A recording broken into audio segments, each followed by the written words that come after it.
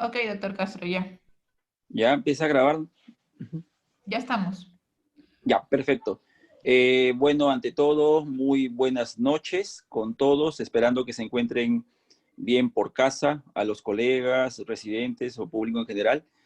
Nuevamente reunidos en un webinar del programa de residencia del Hospital Vitarte Minsa, con el tema válvulas sigmoides, que debemos recordar, que en esta ocasión nos va a dar la exposición nuestra residente de tercer año, la doctora Maribel Torres, y tenemos también como invitados panelistas del tema al doctor José Lengua, que es un cirujano general y oncólogo de nuestro hospital, el Hospital de Vitarte, Minsa, y también al doctor José Ospina, que es cirujano general y laparoscopista del Hospital Ramiro Prialé de Huancayo. Y bueno, es un tema muy, muy importante dentro del quehacer del cirujano general. Y damos pase entonces a la doctora Maribel Torres, nuestra residente de tercer año, para que inicie la exposición. Gracias, doctor Castro, por sus palabras. Bueno, esta noche vamos a hablar sobre válvulas sigmoides. ¿Qué debemos recordar? Es una patología frecuente acá en el Perú, sobre todo en la zona andina, y es importante poder recordar algunos, cómo es el diagnóstico, el tratamiento, cuál es la tasa de recurrencia también en los pacientes en los que no se realiza el tratamiento quirúrgico.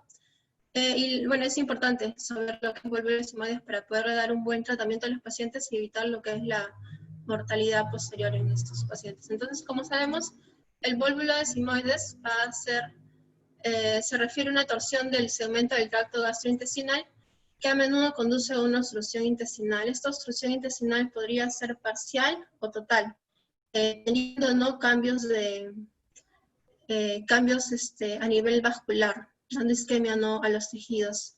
Entonces, la localización más frecuente del vólvulo es el vólvulo de sigmoides, en el 65% de los casos. Posterior a esto, en el segundo de frecuencia, es el vólvulo del ciego, en un 25% de casos, y menos frecuente ya será el vólvulo del transverso o el vólvulo del ángulo esplénico.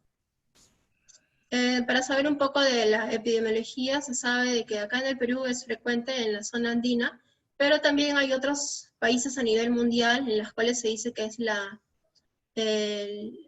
zona endémica de pueblos como es África, Asia, Medio Oriente, América del Sur, Europa Este, Turquía. Por eso también revisando la bibliografía en los diferentes estudios que hay en internet, por ejemplo, hay bastantes estudios en países de India, de Pakistán, de Turquía, que estos países también presentan casos de vólvulo de sigmoides, ¿no? Que es el más frecuente. A nivel mundial se sabe que el vólvulo de sigmoides es la tercera causa más común de obstrucción del colon.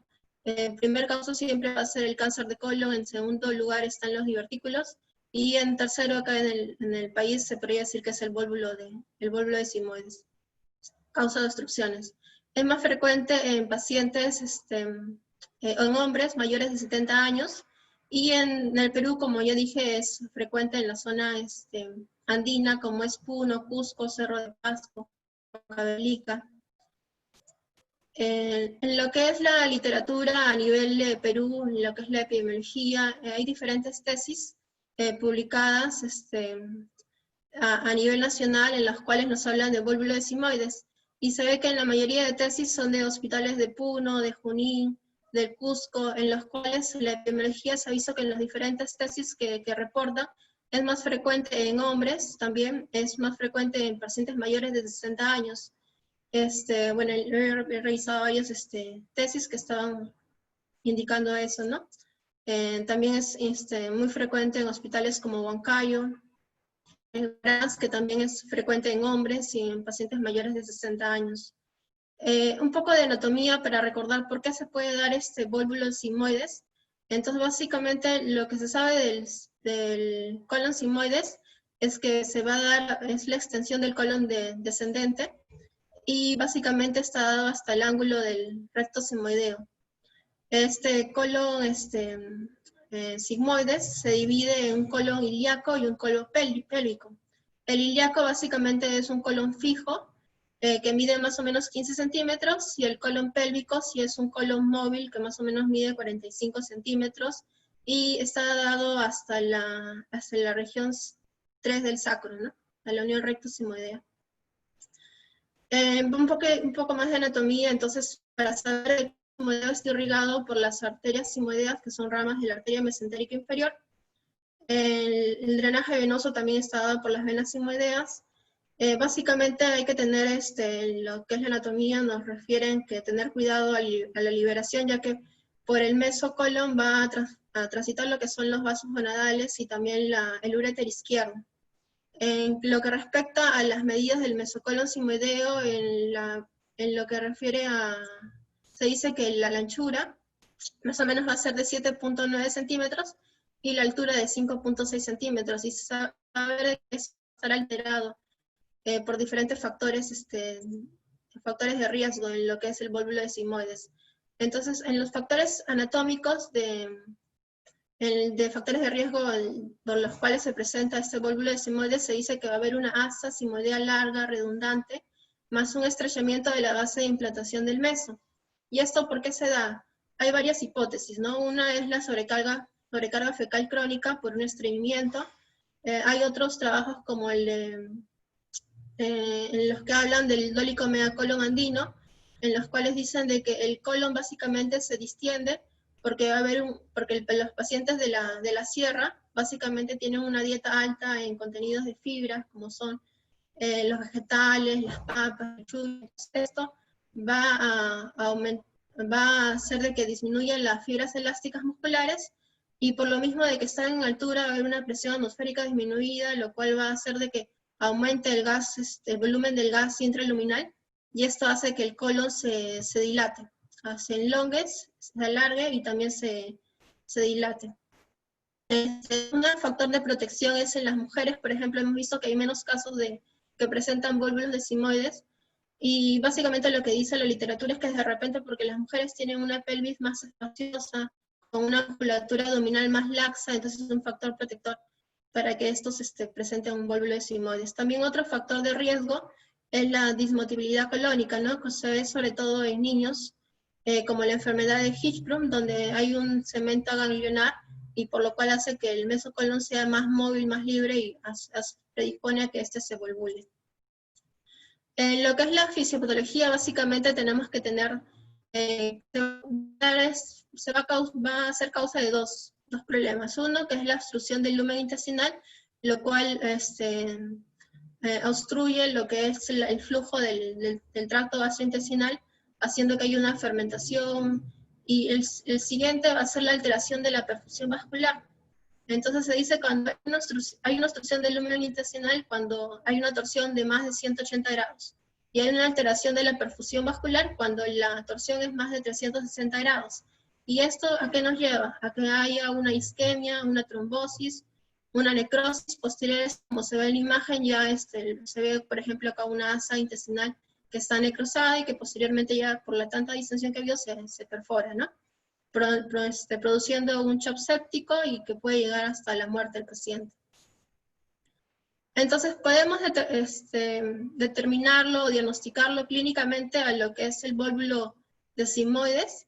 En muchos casos, acá en el Perú, sí se puede diagnosticar clínicamente, ¿no? ¿Y cuáles son los tres signos clínicos que nos habla que prácticamente se presenta en el 100% de los pacientes?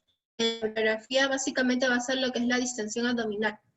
Pero esta distensión abdominal va a ser asimétrica, ¿no? Por ejemplo, en la primera imagen podemos ver de que hay un aumento del volumen abdominal, y en los cuales se ve que en el lado derecho hay más distensión que en el lado izquierdo, ¿no? Entonces eso nos podría llevar a pensar de que este paciente tiene un vólvulo de simoides.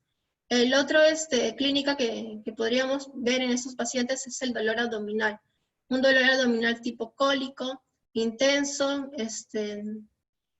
entonces nos podría poder pensar de que este paciente está cursando con un vólvulo de simoides. Además de que el paciente no va a eliminar flatos, va a ser un estreñido de repente. Y estos tres signos clínicos característicos básicamente se presentan en el 100% de los pacientes, ¿no? Que es la distensión abdominal, el dolor abdominal, y aparte de no eliminar flatos ni hacer deposiciones. Lo que es las características clínicas, como ya indiqué, este dolor va a ser de tipo insidioso, va a ser lento, progresivo, aparte el paciente va a presentar náuseas, va a haber una distensión abdominal que es asimétrica, estreñimiento, y ya los vómitos se van a presentar, sí, pero después de varios días, ¿no? Porque básicamente la obstrucción es una obstrucción baja. En lo que es el examen físico, vamos a ver, como ya dije, la distensión abdominal que es asimétrica, va a ser, el abdomen va a estar timpánico y va a haber dolor a la palpación. Y si le hacemos un tacto rectal a estos pacientes, va a ser la ampolla rectal, va a estar vacua. En lo que es el diagnóstico, básicamente las pruebas de laboratorio nos ayudan mucho el diagnóstico, sí, para poder ver la gravedad de la enfermedad del paciente, ¿no? Si está complicado o no el vólvulo. Lo que es las imágenes sí nos ayudan, y básicamente lo que más nos va a ayudar es la radiografía abdominal, en la cual siempre sabemos que un vólvulo sigmoide, la imagen más conocida es la imagen de grano de café, ¿no? Que es como vemos una asa colónica dilatada y que se dobla en U, dando una imagen en grano de café. Otros signos radiográficos simples que también nos podrían ayudar para hacer el diagnóstico de este vólvulo de sigmoides es la dilatación del colon con múltiples niveles hidroaéreos, y hay otros signos patognomónicos como ya indica el signo de grano de café, y también hay otro signo de omega en herradura que se puede ver en esta imagen. El signo del pico del pájaro, también cuando se pone un enema varitado, se ve acá una imagen del pico del pájaro. Hay otro signo que es el signo de exposición del norte, en el cual el vólvulo sigmoide está por encima del colon transverso que se puede ver acá. Entonces las radiografías simples de abdomen sí nos ayudan a hacer el diagnóstico, pero en un 57 hasta un 90% de los pacientes. Pero hay un rango de pacientes que de repente la radiografía no nos va a ayudar. En estos casos sí pues, está indicada la tomografía, ¿no? Y también para poder descartar alguna otra patología como un cáncer. Entonces, o divertículos. Entonces, en esto nos puede ayudar la tomografía. En la tomografía lo que se va a ver en estos pacientes que presentan vólvulo va a ser el enrollamiento del mesenterio y de los vasos mesentéricos, que es el signo del remolino, ¿no? Que se puede ver en esta imagen donde señala la flecha, que es tipo un remolino. Otro signo de la tomografía que nos puede ayudar para hacer un diagnóstico de vólvulo de sigmoides es el sartén de acero o tripangonium. Ese también nos puede ayudar para hacer el diagnóstico del vólvulo de sigmoides. Entonces podemos determinar clínicamente si es que este paciente con vólvulo de sigmoides presenta un cuadro de complicación o no, si este vólvulo está necrosado o no está necrosado. Podemos determinarlo clínicamente antes de entrar a la sala de operaciones. Pues básicamente sí lo podemos sospechar de este paciente. Básicamente se podría decir por las horas de evolución, de repente ya más días de enfermedad, podríamos pensar de que este paciente está complicado, aparte si presenta algún signo de sepsis también, si presenta reacción peritoneal en el abdomen, de repente sospechamos de una perforación intestinal. Entonces sí podemos determinar clínicamente si es que este paciente presenta un vólvulo complicado o no. También nos ayuda, por ejemplo, en este estudio del 2019 que publicaron en la revista de Radiología Europea, básicamente era para identificar pacientes que necesitaban cirugía de emergencia.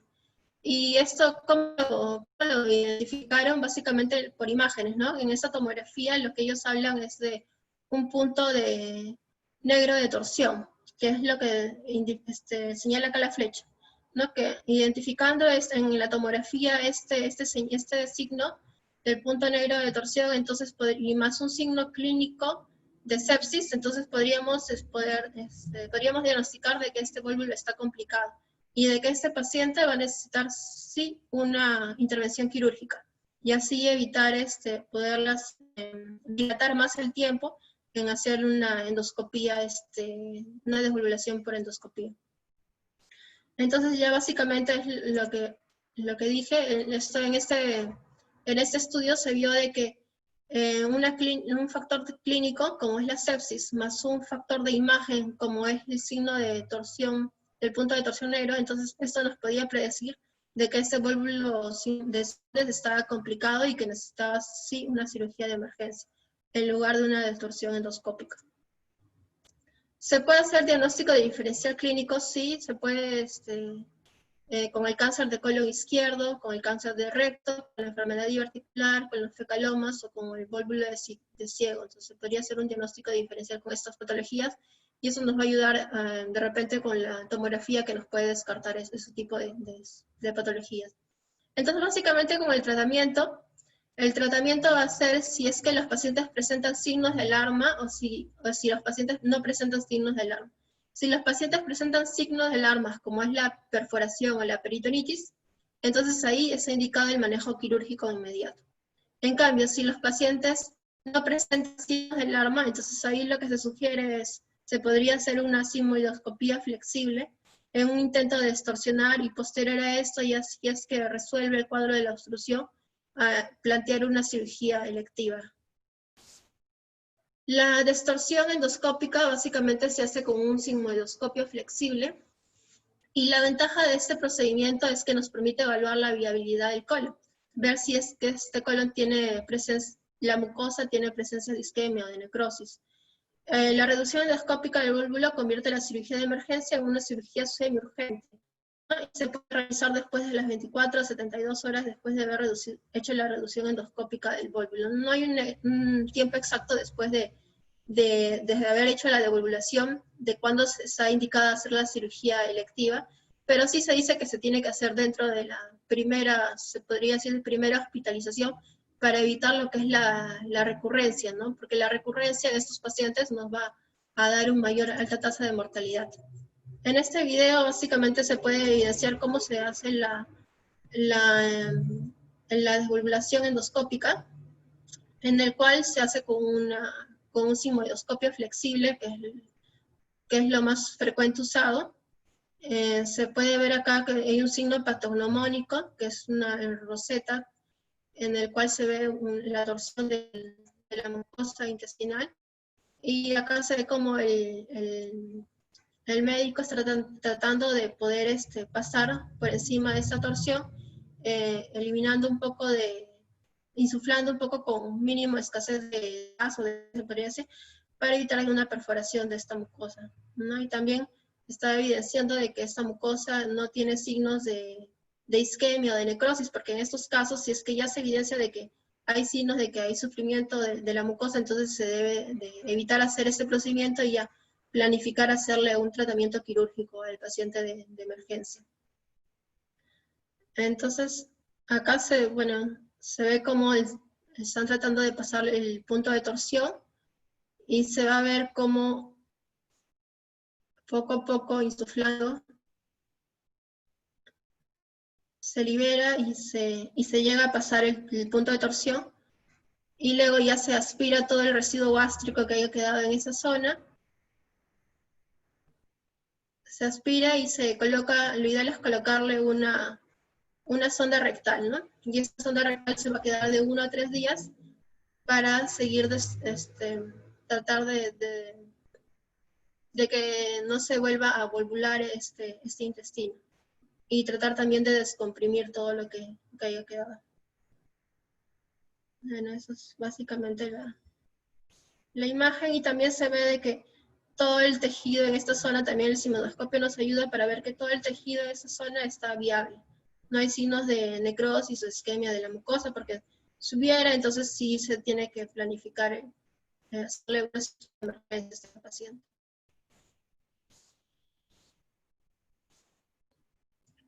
Bueno, la endoscopia flexible generalmente muestra una torsión de la mucosa en forma de esfínter en espiral en el colon sigmoideo obstructivo y generalmente se ve a los 20-30 centímetros del borde anal. Y se sabe que este procedimiento nos va a ayudar para hacer el diagnóstico y también para poder hacer el tratamiento. No se ha visto una tasa de mortalidad, pero es baja, asociada a un 6%. Hay una tasa de recurrencia, sí, en estos pacientes, pero básicamente este procedimiento nos va a tener una tasa de éxito de un 75 al 95% de los casos. Y la tasa de recurrencia sí es grande, va entre el 20 al 84%, por eso es importante en estos pacientes hacerles planificar la cirugía electiva. ya que posterior a esto la tasa de recurrencia nos da una tasa mayor de mortalidad. Por eso hay que evitar la recurrencia en estos pacientes. Lo que es el tratamiento preoperatorio, bueno, lo que hacemos en los hospitales, en nuestro hospital también es, ni bien ingresa el paciente con un cuadro clínico de obstrucción intestinal por válvulo, se en el NPO, se le hidrata, se le corrige el medio interno, se da antibiótico-terapia. El tratamiento, bueno, que usamos nosotros en el hospital es la ceftriaxona más metronidazol para gram negativos y anaerobios. Analgésicos, se le coloca la sonda nasogástrica para tratar de descomprimir. Se hace un control del flujo urinario y bueno, nosotros en el hospital no tenemos lo que es el sigmoidoscopio, por lo tanto tratamos de hacer con la sonda rectal, ¿no? Improvisando para poder hacer la desvalvulación, pero siempre hay riesgo de una perforación, por lo cual siempre se le coloca posterior a este procedimiento se le hace una radiografía de abdomen para ver de que no se haya perforado o lastimado, siempre el paciente tiene que estar en observación para ver si es que va a entrar o no a cirugía. Entre los tratamientos quirúrgicos que tenemos son las técnicas quirúrgicas resectivas, las cuales la primera, el gold estándar, es la sigmoidectomía con anastomosis colorectal primario, y la segunda es la colectomía más colostomía a lo Hartmann. También hay técnicas no resectivas, como es la distorsión con fijación intraperitoneal, que es la sigmoidopexia, y también la mesosigmoidoplastia, pero estas técnicas no resectivas se ha visto que hay una alta tasa de recurrencia. Por eso solamente están indicados en algunos casos. Entonces acá, como podemos ver, es la sigmoidectomía con anastomosis colorectal primario, ¿no? Y es el gold estándar, y básicamente está indicado cuando el paciente tiene la mucosa intestinal que está viable, no hay signos de sepsis, no hay rastros de necrosis ni isquemia. Entonces ahí se podría hacer, sí. Este es un caso de un paciente que tuvimos hace 2-3 días en el hospital, en el cual optamos por hacerle una sigmoidectomía más una resección y anastomosis término terminal primario, ¿no? Y se ve acá la muestra patológica también del colon sigmoideo. Este es otro paciente que también tuvimos en el hospital ya hace unos meses, en la cual se hizo una colectomía más colostomía a los Hartmann. Y básicamente se optó por hacer ese tratamiento porque había presencia de peritonitis. Como ven acá en la imagen, las asas estaban necróticas, estaban en mal estado, el paciente estaba en mal estado nutricional y hemodinámico. Entonces sabíamos de que de repente haciéndole esa resección término terminal no iba a pegar, iba a haber de repente una fuga y el paciente iba a ir mal. Entonces se optó por hacer una colostomía a los Hartmann, que es lo más usual que hacemos en el hospital.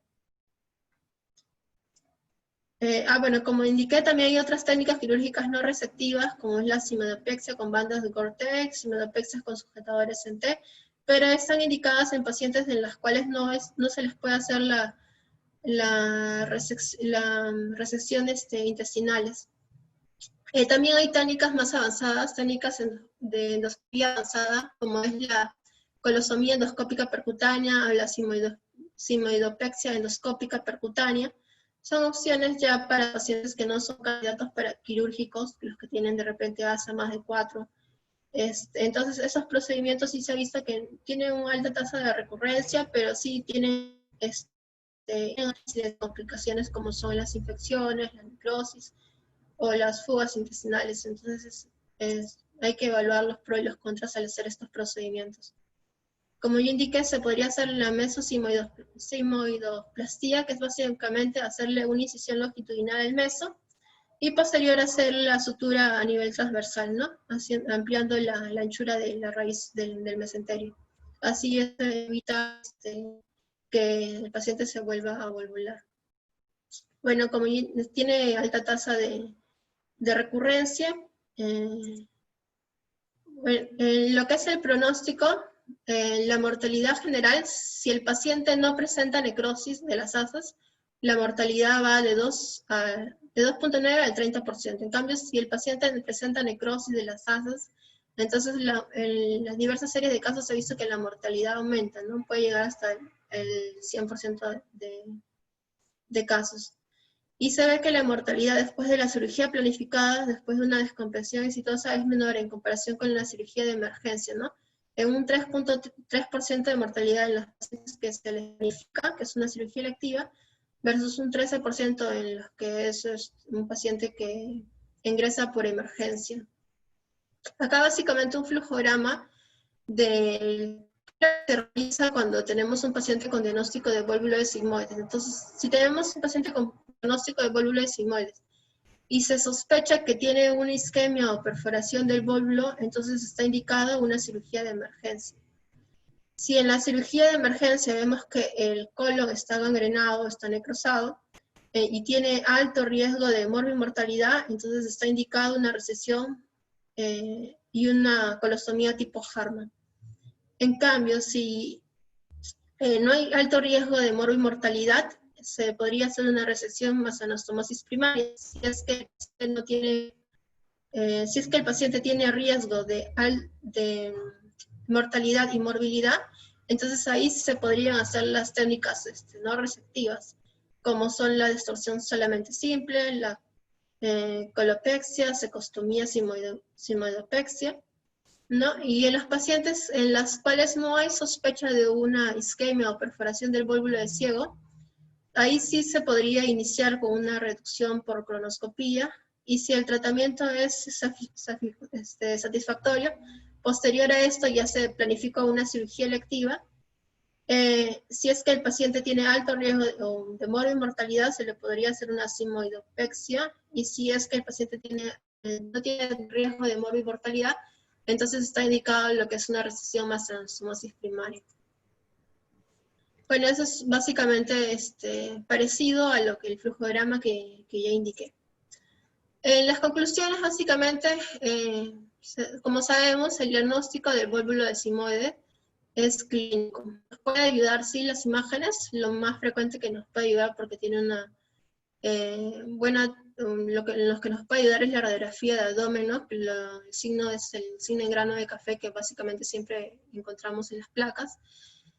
Se podría hacer una endoscopía rígida, flexible, para asegurar la viabilidad del colon sigmoideo y para permitir la distorsión inicial y descompresión del colon, sí, en los pacientes en los que no hay signos de isquemia o necrosis del intestino.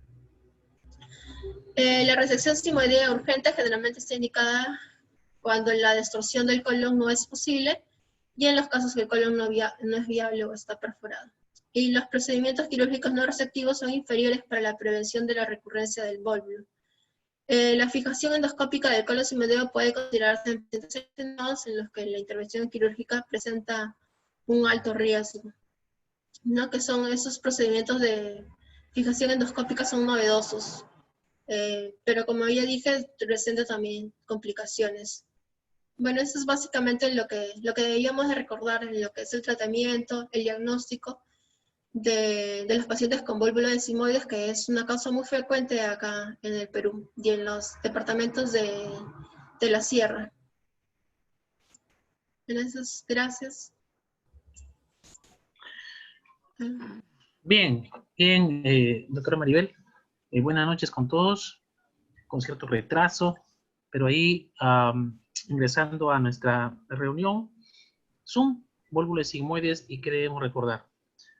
Bueno, antes que nada, debo nuevamente volver a agradecer a la doctora Maribel Torres, ella es residente de cirugía del Hospital Vitarte, jefe de residentes también, por su ponencia, y como panelistas también tenemos al doctor José Lengua Guerra, él es cirujano oncólogo del Hospital Vitarte, a quien agradezco también su participación esta noche, y además también como invitado está el doctor José Ospina, él es cirujano del Hospital Ramiro Prialé y también invitado nuestro esta noche, al cual agradezco también infinitamente también su presencia y participación en esta reunión, el cual el tema es bastante conocido, ¿no? Bastante conocido en el ámbito quirúrgico y que no solamente es propio ya de zonas que conocemos de altura en la región andina, sino también tenemos muchos casos que nos vienen justamente tanto a nuestro hospital como es también propio de algunos hospitales más de la costa.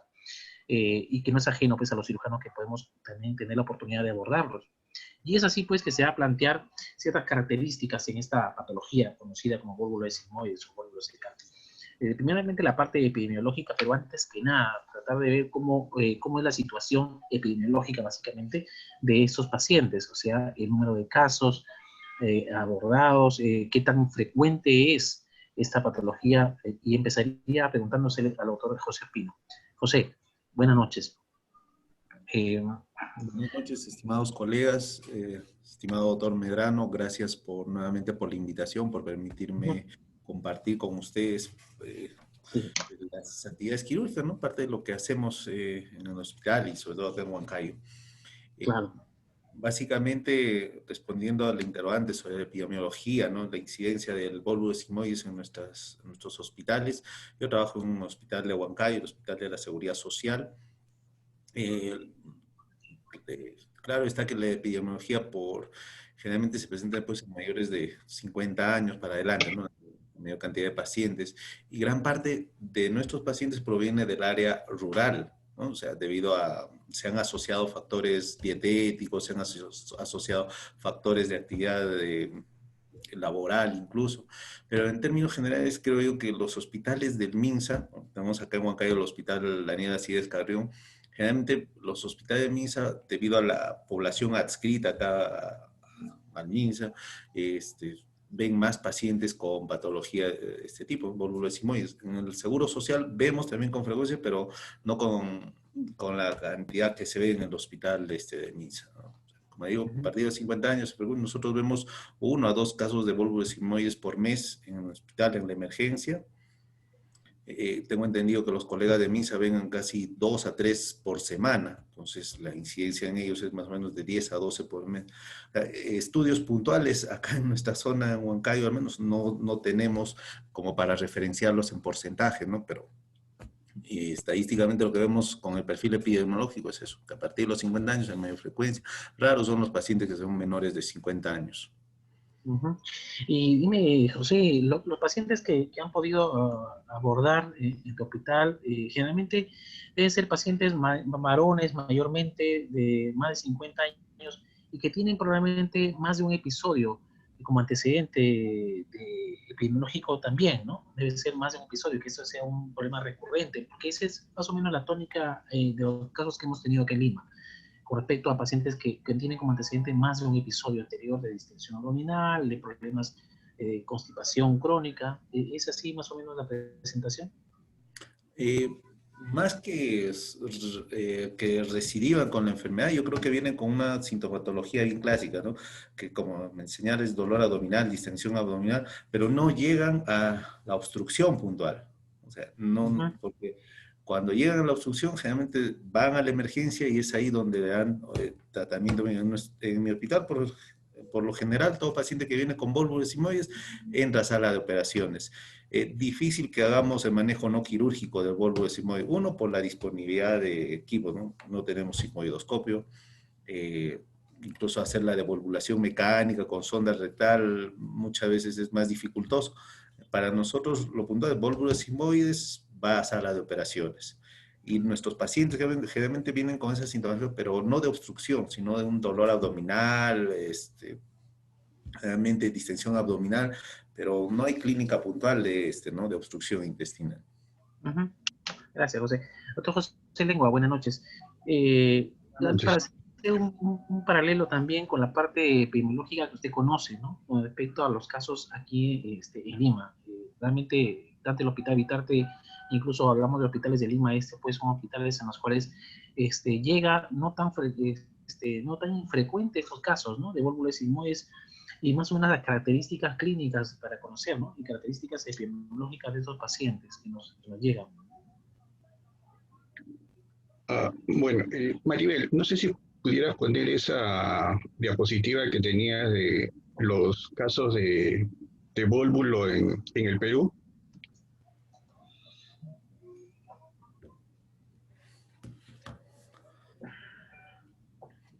Mientras tanto, voy hablando de lo que nos toca en el Hospital de Vitarte. En el Hospital de Vitarte, bueno, no tenemos trabajos, ¿no? Pero lo que tenemos más o menos son unos 6 casos por año más o menos que tenemos, ¿no? Y la mayoría de nuestros pacientes son tratados quirúrgicamente. Una de las cosas que podemos precisar en cuanto a epidemiología es el sexo, ¿no? La mayoría de pacientes y en todas las estadísticas que se ven en esta diapositiva, ¿no?, que ha presentado la doctora, una cosa que tenemos que tener fijo es que la mayoría de los pacientes son hombres.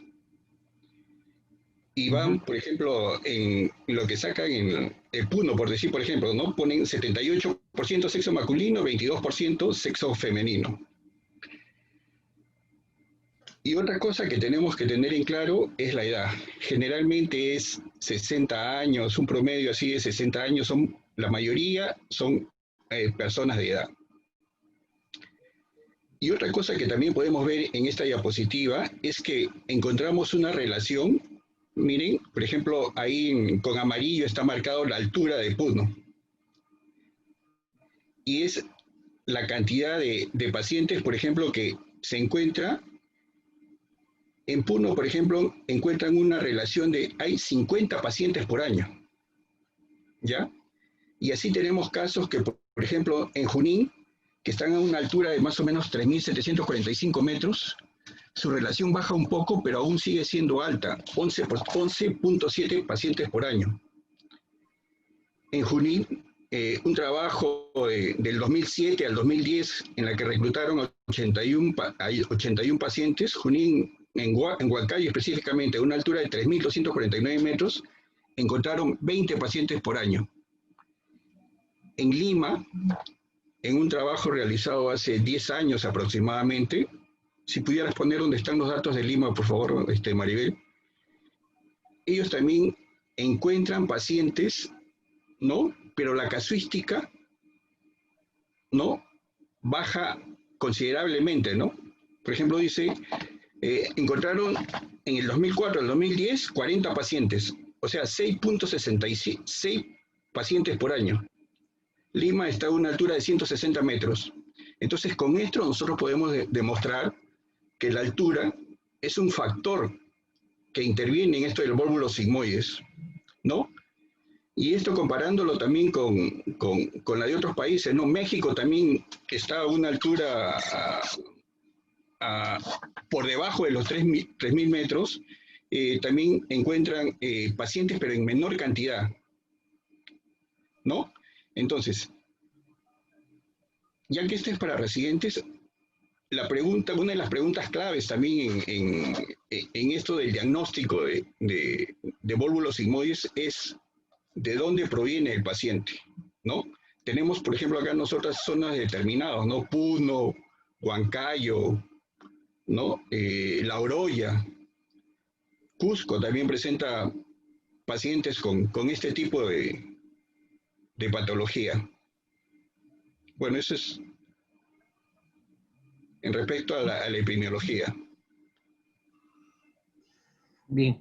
Y doctor Lengua, las características clínicas del paciente, vamos siempre al fluxograma de inicio del paciente, generalmente es un paciente varón, más de 50 años probablemente, que viene con determinada clínica, es decir, determinados síntomas cardinales. ¿Cómo reconocer, por ejemplo, que estamos clínicamente con una gran sospecha de un problema de vólvulos sigmoides o de repente de un cuadro intestinal bajo, ¿no?, por determinada etiología, por otra etiología que no sea vólvulo? ¿Cómo tener esa sospecha clínica? Ok. Maribel, por favor pon en esa que hace el cuadro clínico que están las 3 fotos de 3 pacientes distendidos.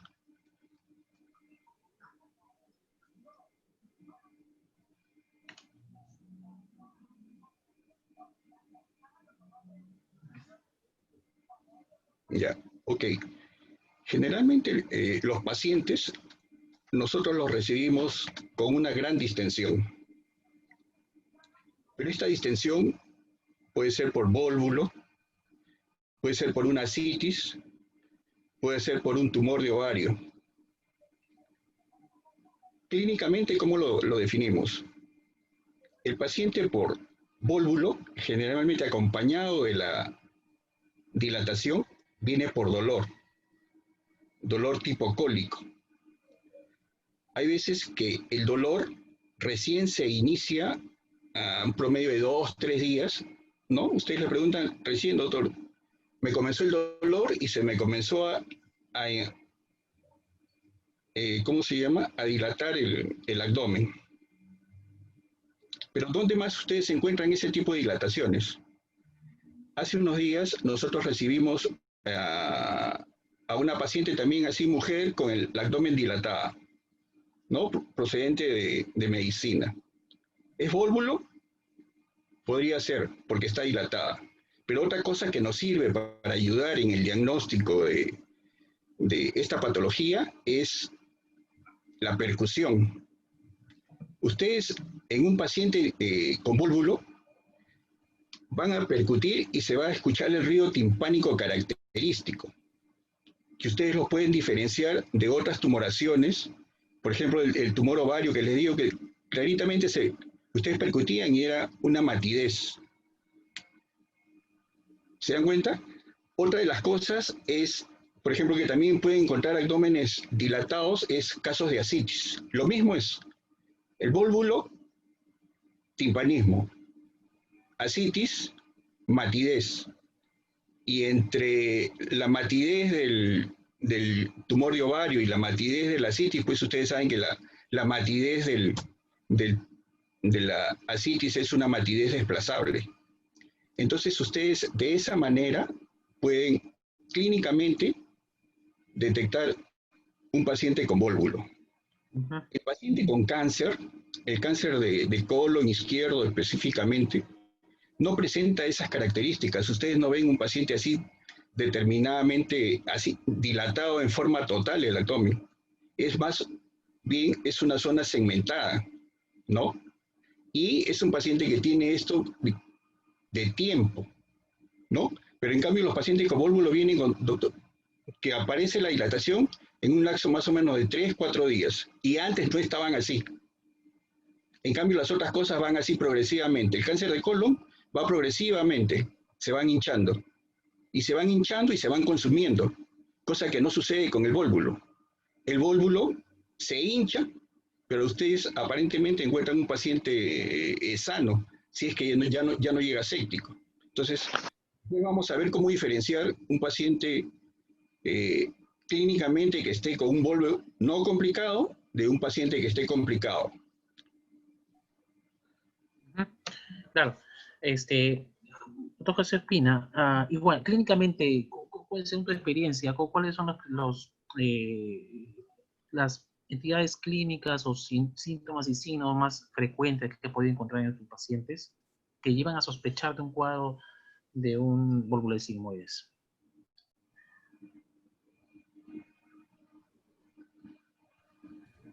Perdón, era el micrófono. Bueno, todos los pacientes con vólvulo de sigmoide creo que en general todos vienen con un cuadro de obstrucción intestinal baja, ¿no? Y lo clínico y lo clásico puntual es la obstrucción, ausencia de eliminación de flatos, ausencia de eliminación de heces y el dolor abdominal, que generalmente es súbito, es progresivo, ¿no? Menor a 72 horas por lo general. Ese es el cuadro clínico clásico de los pacientes con vólvulo de sigmoides. Ahora, estos pacientes, perdón. Sí, continúa. Ahora, generalmente estos pacientes, pues, la mayoría, los que hemos tenido oportunidad de tratar y ver en nuestros hospitales, realmente son, pues, reitero, pobladores que vienen de zona rural. Muchos, si están en el área urbana es porque han migrado en menos de 10, 15 años, ¿no? La mayoría vienen de áreas rurales. Y si hay que rescatar algo, es que es un evento que se presenta en forma súbita, ¿no? Entonces, si bien es cierto, ellos vienen con clínica de dolor intermitente, cuadros de distensión abdominal, pero esos son cuadros que se presentan en forma intermitente y que ellos generalmente controlan con sintomáticos, ¿no? Pero el cuadro evidentemente agudo de obstrucción intestinal, eso, bueno, se desencadena por el vólvulo, ¿no? Sí, llama la atención mucho el inicio brusco, como bien ustedes acaban de decir. El paciente generalmente puede haber tenido quizás a veces 1 o 2 episodios leves de distensión abdominal en forma brusca, pero cuando llega emergencia llega el paciente bastante distendido. Si es que llega generalmente a tiempo, no va a tener un cuadro séptico, es decir, de inestabilidad hemodinámica o de un cuadro séptico franco. Llama la atención que realmente los vómitos pueden ser y suelen ser tardíos, y sobre todo también que creo que no hay que olvidar la parte de que el examen físico del tracto rectal nos debe llevar a evaluar una ampolla rectal quizás vacua, ¿no? Y que esto no se trate de una impactación fecal. El tracto rectal, que es importante y parte del arsenal del examen físico. Una pregunta que me llama mucho acá la atención, por ejemplo, pregunta, ¿no? Hay pacientes que llegan a la emergencia sin dolor o dolor leve y llama la atención que es el timpanismo, ¿no? En el examen físico. Así no da timpanismo y eso tenemos claro. Y pregunta acerca de la experiencia con enemas de alto volumen para intentar desvalvulación. En pacientes, por ejemplo, que no tienen un compromiso hemodinámico, o al menos no están en un cuadro séptico, la experiencia con enemas de alto volumen para intentar desvalvulación, José Ospina. ¿Han podido hacer eso? Puntualizar algo que, por ejemplo, Sí. estoy leyendo la interrogante que plantean. Entonces, en el sentido de que acá dice, ¿no? Llegan a la emergencia sin dolor o dolor leve. Generalmente los pacientes que llegan con cuadro de vólvulo de sigmoides son cuadros de obstrucción intestinal y el dolor no suele ser leve, es de dolor moderado a intenso, ¿no? No hay distensión en vólvulo de sigmoides, creo yo que no hay distensión abdominal sin dolor en el paciente con vólvulo de sigmoide. Y justo una pregunta previa, justo mencionan, bueno, la enfermedad de Chagas, ¿no? El dólico megacolon por Chagas, ¿no? Que, bueno, particularmente nunca he visto eso, solo está registrado en los libros, pero la clínica, por ejemplo, en el Chagas es diferente, ¿no? El paciente está con distensión progresiva por la ganglionosis, pero rara vez presenta un dolor por la distensión abdominal. En cambio, el paciente con vólvulo de sigmoides sí llega a la emergencia por dolor abdominal, por distensión abdominal. Clínicamente no puedo, o sea, es difícil disociar un paciente con distensión abdominal sin dolor abdominal. Claro. Normalmente van de la mano, ¿no? La distensión con el dolor abdominal. Eso es por un lado. Ahora, segundo, el manejo no quirúrgico del vólvulo de sigmoides, en este caso el uso de enemas. Está descrito particularmente en mi hospital y, bueno, durante los años que tengo como cirujano, no he usado eso particularmente, no tiene ninguna evidencia científica. Dentro del manejo no quirúrgico, lo único que está validado hasta ahora ha sido el uso del sigmoidoscopio flexible, pero creo yo que nuestros hospitales, hasta donde tengo entendido, ningún hospital creo ni de Lima tiene, ni las grandes unidades hospitalarias de Lima tienen el sigmoidoscopio flexible para uso en la emergencia, en una guardia, por ejemplo, nocturna. Así es. Difícilmente. O sea, el manejo no quirúrgico, si bien es del vólvulo de sigmoide, si bien es cierto, está descrito, pero no es práctico para nosotros, ¿no? Porque uno, o sea, de los cirujanos, creo que menos del 10% tenemos habilidades en manejar el endoscopio, ¿no? Y eso incluso para la devolvulación. Quienes hacen estos procedimientos, en teoría, son nuestros colegas los gastroenterólogos. Y muchos de ellos, a veces en la emergencia, quienes se rehúsan a hacer la devolvulación endoscópica por el temor a perforar el colon, ¿no? Pero el manejo no quirúrgico con enemas, no lo he visto. He revisado algunas descripciones, pero de ahí a ver la utilidad, creo que no. Sí. La utilidad óptima de esta terapia, bueno, que no tiene mayor evidencia, pues tampoco lo he visto personalmente, y generalmente ya más adelante vamos a tratar la parte de manejo, es generalmente el uso de la sonda rectal, ¿no? Y ahora obviamente hay que también tener en cuenta siempre el tiempo de enfermedad y a qué paciente de repente aplicar esa técnica de la sonda rectal, que como residentes también lo hemos hecho con mucho cuidado para hacer una devolvación y quizá temporal previo paso a una cirugía, ¿no? Una pregunta más con respecto a la parte de imágenes.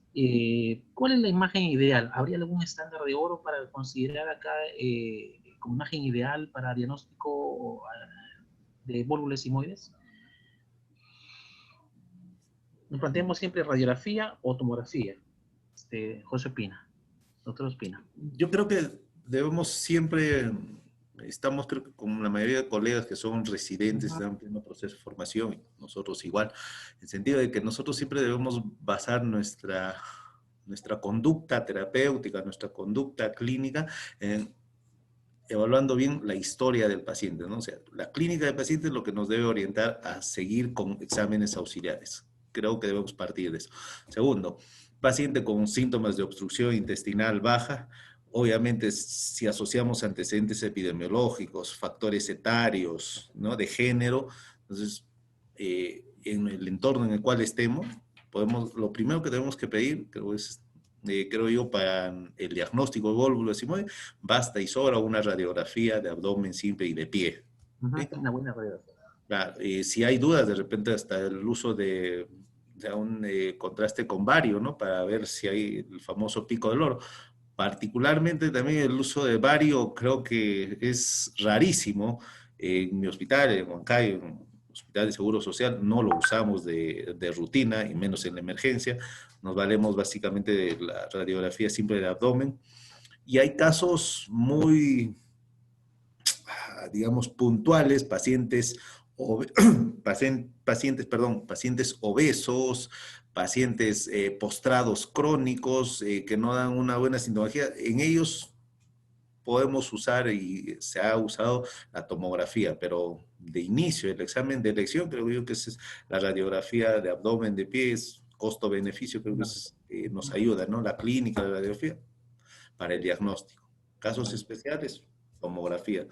No creo que se deba usar de forma cotidiana y rutinaria la tomografía, al menos para el diagnóstico de vólvulo sigmoide. Si hay duda con otra patología, ahí sí tiene toda...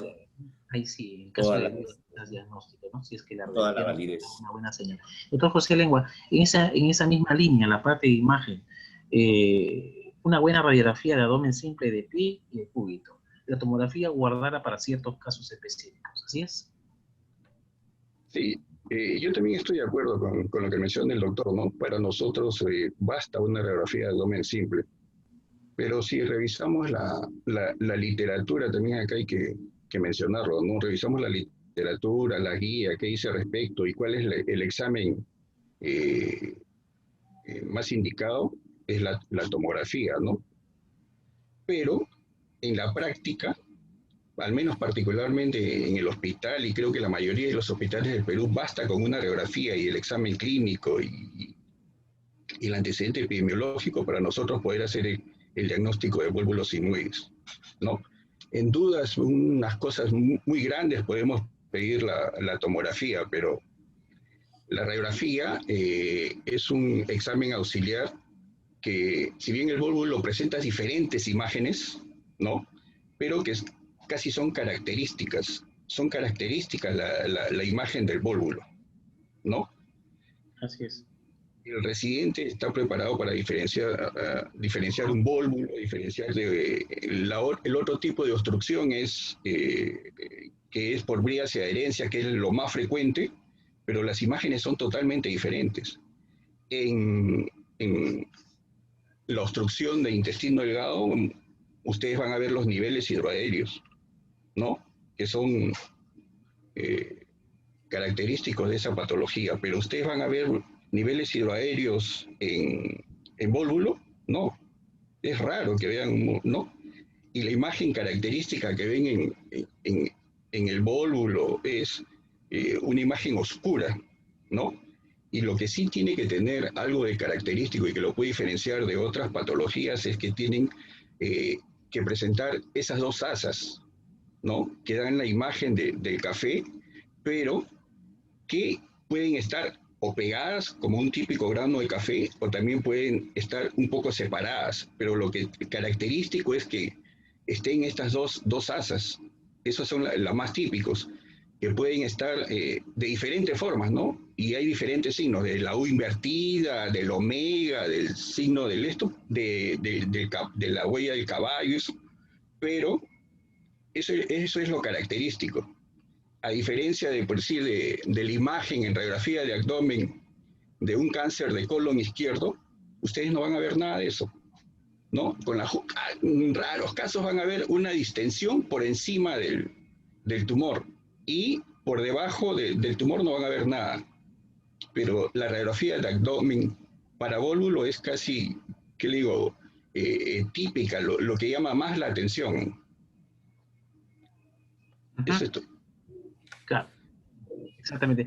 Hay una pregunta acá, mencionan también, pregunta, ¿no? Con respecto a la altura y la incidencia de vólvulo, se ha identificado en ciertas poblaciones o ciertos lugares también esa probable causalidad. Exactamente, doctora Maribel Torres, la asociación entre altura y vólvulo, ¿qué principio, si existe algún principio físico que tiene relación allí, y que si es solamente la altura o tiene que haber alguna otra causa más que influya en la prevalencia de vólvulos sigmoides?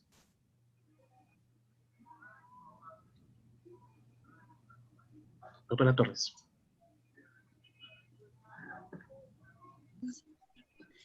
Básicamente hay varios artículos que hablan del dólico megacolon en andino, que está relacionado con lo que es la altura, ¿no? Porque se dice que a mayor altura hay menor presión atmosférica, lo cual hace que haya un mayor volumen de gas en la intraluminal y hace que las asas se dilaten. Y aparte que la población en la sierra está más acostumbrada también a comer lo que son fibras, chullo, papa, entonces sí está relacionado la altura con el crecimiento, la elongación del colon, ¿no? Y esta elongación, o el dólico megacolon que se habla, entonces una de las complicaciones de esta patología es los vólvulos, ¿no? Y el vólvulo sigmoide, que es la causa más frecuente de la obstrucción. Entonces sí tiene relación la altura con esta patología. A eso también habría que añadirle un factor importante, creo, doctora, la parte de la mesocolonitis retráctil, ¿no? O la mesosigmoiditis retráctil, que ese proceso inflamatorio en el pie del asa del intestino, en el meso, es el que va a proporcionar la torsión final del asa sigmoidea, ¿no? Completando justamente el cuadro de vólvulos sigmoides, además, obviamente, del cuadro anatómico realmente no sé si me permite... del ANE pues tiene, ¿no? Respecto a una asa sigmoidea bastante larga, ¿sí? Es importante. Bien, no sé si tenías algo que apuntar, doctor Espino. Bueno, si me permite, doctor Medrano, básicamente la etiopatogenia... doctor Espina, con respecto justamente a este punto de altura y vólvulos, sí. Si bien es cierto, nosotros tenemos la suerte de haber revisado y tener como colega ciudadano al doctor Frisancho en su momento, al doctor Frisancho. Él hizo grandes, la mayoría de estudios que concluyen sobre el dólico mega sigma o el dólico megacolon andino son estudios que han sido realizados por el doctor Frisancho, pero él puntualmente concluye, ¿no?, que a mayor altura, la ley de Boyle, menor presión, la difusión de gases es mayor y eso condiciona mayor distensión de las asas intestinales, en este caso el colon, porque gases es más por la flora intestinal que radica en esa parte de nuestra anatomía. Esto habría que contrastarlo, ¿no? O sea, no es del todo cierto, porque se han hecho estudios en Europa Oriental, donde hay pobladores que viven a menos de 1000 metros y tienen alteraciones genéticas per se, o sea, ellos ya nacen con un sigma redundante, ellos ya nacen con una mesenteritis retráctil a nivel de sigma. O sea, esto de la altura, si bien es cierto, son conclusiones que se sacan a partir de los estudios del doctor Frisancho, pero de ahí a ser ciertos, aún no se han comprobado, o sea, si me permite el término, claro, que estamos repitiendo esos conceptos, ya son más de 20 años, y lamentablemente, perdón, pero como a nadie nos interesa, nadie se preocupa en estudiar más sobre este tema. Seguimos repitiendo eso. Sí, no quiero desmerecer, obviamente, los estudios del doctor Frisancho, que para nosotros han sido formativos, ¿no? Pero, como digo, hay estudios en otras esferas del planeta donde a menor nivel hay poblaciones, grupos étnicos que presentan vólvulos de sigmoides. O sea, no necesariamente, ¿con qué quiero concluir? Que no necesariamente la altura es un factor predisponente del dólico megacolon, del dólico megasigma, ¿no? Para nosotros en Latinoamérica, quizás sí está relacionado a eso, o sea, pero no es lo absoluto, ¿no? A eso quiero llegar. Doctor José Lengua, su apreciación en este mismo punto. Altura, presencia de polvo. Bueno, como dice el doctor, también hay estudios en contra de esto de la altura, ¿no? Pero, o sea, ¿qué evidencia presentan ellos? ellos dicen de que, por ejemplo, que cuando hacen estudios a una determinada altura, ellos dicen que los hombres son los más afectados. ¿Y por qué las mujeres que estando a un mismo nivel no se afectan tanto? ¿No? Algo como que hubiera así cierta controversia, ¿no? Si revisamos la estadística que ha presentado la doctora Maribel, se ve claramente la incidencia de la altura, ¿no? A mayor de 3.000 metros, es más elevada la cantidad de casos de vólvulo. Y por debajo, por ejemplo, Arequipa, que está por debajo de los 3.000 metros, presenta casos de vólvulos, pero su incidencia es menor, su casuística es menor. En Lima también, que presenta casos, ¿no?, del trabajo realizado en el Hospital María Auxiliadora, pero también su casuística es menor, ¿no? Pero sí es una marcada presencia de casos de vólvulo en las ciudades con mayor altura. Ahora, ¿cuál es la fisiopatología de esta cuestión del vólvulo?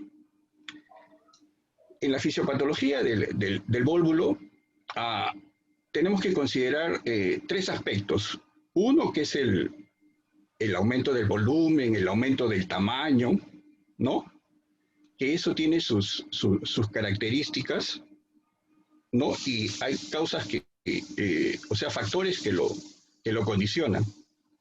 El otro es, en la fisiopatología, lo que tenemos que ver es la torsión.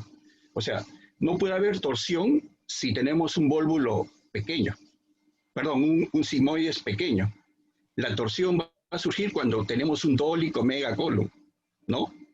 Y el otro problema de la fisiopatología del vólvulo es que es ya cuando se tuerce, ¿qué es lo que pasa? La necrosis, ¿cómo es que llega a eso, no?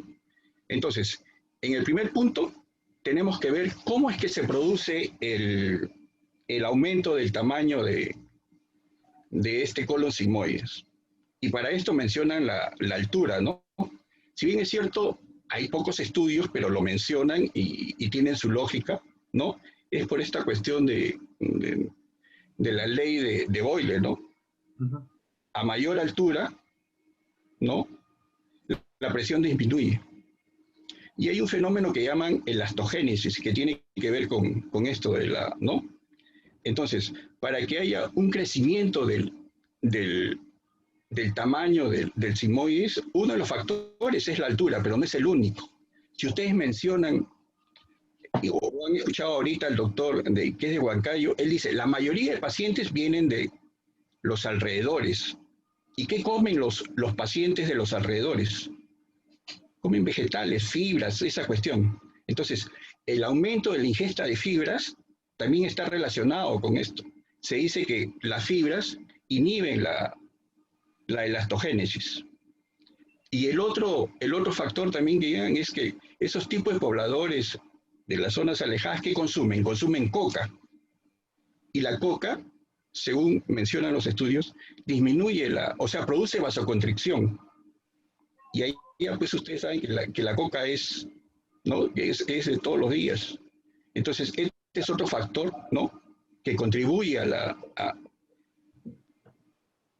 aumento del volumen, ¿no?, y del tamaño del sigmoides. Entonces, con esas 3 teorías tenemos un vólvulo crecido. Ahora, ¿cuál es la teoría para que digan que este vólvulo se dobla? Es la mesenteritis retráctil. Que quisiera que pusiera Maribel la imagen del paciente que operaron ustedes últimamente. Has presentado ese caso, ¿no?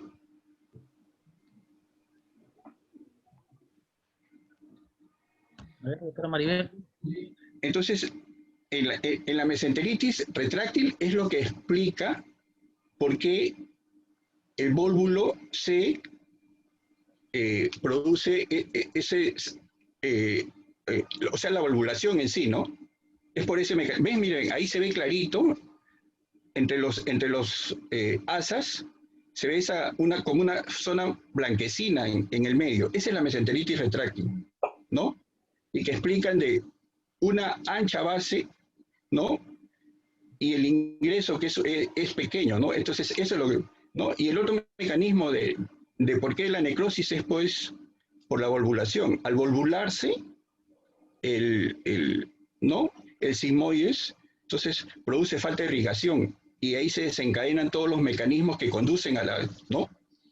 Entonces, este mecanismo de la torsión también fisiopatológicamente ustedes lo pueden explicar y diferenciar un cáncer de un vólvulo clínicamente, porque el vólvulo tiene dos problemas, obstrucción y falta de irrigación. Por lo tanto, su cuadro es más rápido, más agudo. En cambio, el cáncer solamente tiene problema de obstrucción. Se va a obstruir, pero el intestino va a seguir siendo irrigado, ¿no? Entonces no va a tener esa sintomatología de un dolor intenso del paciente, que es diferente al paciente con vólvulo, que tiene dos problemas. Tiene la obstrucción y tiene la falta de irrigación. Gracias. Gracias, doctor Lengua. Y pasamos a la parte de tratamiento, y cuando hablamos de tratamiento tenemos que distinguir dos tipos de pacientes. El tipo de paciente del vólvulo no complicado, del paciente con vólvulo complicado. Y el vólvulo no complicado, según algunos algoritmos mencionaban, acerca de, primeramente, un abordaje endoscópico o sigmoidoscópico, una resolución sigmoidoscópica, y que de allí no habría que esperar tanto tiempo como para hacer una cirugía semilectiva, o sea, una cirugía programada, después de una desvolvulación endoscópica. Pero el doctor Espina, claro, nos mencionaba acerca de que, y eso es cierto, también coincidimos con el doctor Lengua, de que no todos los hospitales contamos con un anestesiólogo, y generalmente estos pacientes vienen en una guardia de madrugada, y contar con el endoscopio, pues, resulta en la realidad y en la práctica a veces, que no contamos, y obviamente es que el paciente ingresa a emergencia y tenemos que afrontar ese tipo de patologías, ¿no? Entonces, en la etapa no complicada, doctor Ospina, ¿cuál es el algoritmo o manejo de estos pacientes no complicada? ¿Cuál sería? ¿O cuál es generalmente, no? Bueno, yo creo que hecho el diagnóstico de vólvulo sigmoides tenemos que priorizar el manejo precoz, ¿no? Ya sea quirúrgico o en algunos casos el no quirúrgico. Puntualizando, el no quirúrgico, el uso casero, el uso chicha a veces de la sonda rectal, ¿no? Porque no es un instrumento, digamos, 100% válido. No hay estudios puntuales que nos señalen que el manejo no quirúrgico con sonda rectal sea parte del tratamiento no quirúrgico, ¿no? Hay algunos reportes, sí, pero en algunos casos se ha hecho y ha funcionado porque la torsión no ha sido completa, ¿no? Fisiopatológicamente, si la torsión no es completa, pues cualquier objeto tubular, en este caso la sonda, incluso el sigmoidoscopio, va a poder ingresar, pero si la torsión es más de 270 grados, en algunos casos supera los 360 grados en sentido antihorario, así le pongamos enema, sonda, ¿verdad? No va a devolvularse. Entonces, eso es, yo quisiera puntualizar eso para el manejo no quirúrgico. Segundo, el manejo quirúrgico debe priorizar ¿en qué sentido? Debemos evitar que ese segmento intestinal, en este caso el sigmoides, se necrose, porque si se necrosa, las complicaciones para el paciente van a ser mayores. Entonces, el manejo quirúrgico hay que priorizarlo. ¿En qué sentido? En manejar el vólvulo de sigmoides antes que se complique. ¿Cuándo hablamos de complicación? Cuando ya hay trastorno vascular, ¿no? Si ya ha habido isquemia y hay signos de necrosis. Es más fácil manejar un vólvulo de sigmoides antes de que se empiece con el trastorno vascular que cuando ya hay signos de necrosis, ¿no? Porque eso dificulta incluso la anastomosis y ahí ya podemos involucrar cuestiones técnicas ya propias del manejo quirúrgico, ¿no? Pero si vamos a diferenciar no complicado, no complicado, básicamente es por el tiempo y los estudios adicionales que podamos tener, como los reactantes de fase aguda, el hemograma, nos pueden orientar a saber si este paciente está con un vólvulo de sigmoide complicado o no complicado. Claro, o sea, por ejemplo, la ventaja de la sigmoidoscopía en estos casos es que nos permite ver la parte de la mucosa interna y de esa manera podemos relatar si es que estamos frente a un cuadro complicado o no. Hablamos de necrosis o isquemia. Aparte de la clínica, pues que el paciente debe tener un abdomen peritoneal, con alteraciones hemodinámicas, un cuadro séptico franco, alteraciones en el laboratorio, quizás elevación de lactato, si es que nos hace sospechar un cuadro de infarto de la mucosa intestinal. Y entonces todos estos elementos nos llevarían a pensar que estaríamos frente a un cuadro complicado, ¿no? Y el uso de la sonda, por ejemplo, que a veces el cirujano o el residente de cirugía, pues, hace uso de, y hemos hecho uso porque me incluyo también, nos tomamos ciertos tiempos. Es decir, por ejemplo, no más de 12 horas del inicio del cuadro, o a veces no más de 24 horas, podemos intentar la sonda rectal, pero como bien dice el doctor Ospina, a veces la rotación es mucho más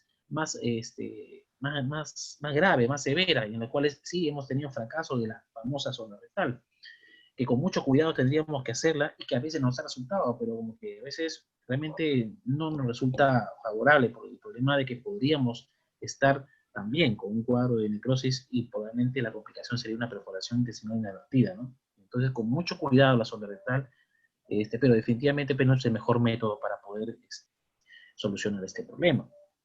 Y como dices, como bien entiendo, es paciente que ingresa, hay una sospecha de vólvulo, se diagnostica el vólvulo y por lo tanto el tratamiento y manejo quirúrgico debería ser inmediato, ¿no? Y en la parte inmediata, ¿qué es lo que se hace? Resección y anastomosis primaria. Doctor Ospina. Bueno, va a depender de los hallazgos, ¿no? O sea, la conducta quirúrgica debe ser precoz y lo que hagamos con el paciente va a depender básicamente de los hallazgos. Si encontramos necrosis intestinal y hay compromiso sistémico, ¿no? O sea, el paciente está con shock séptico producto de la necrosis intestinal, lo más prudente es en ese entorno clínico es hacer una sigmoidectomía y una colostomía.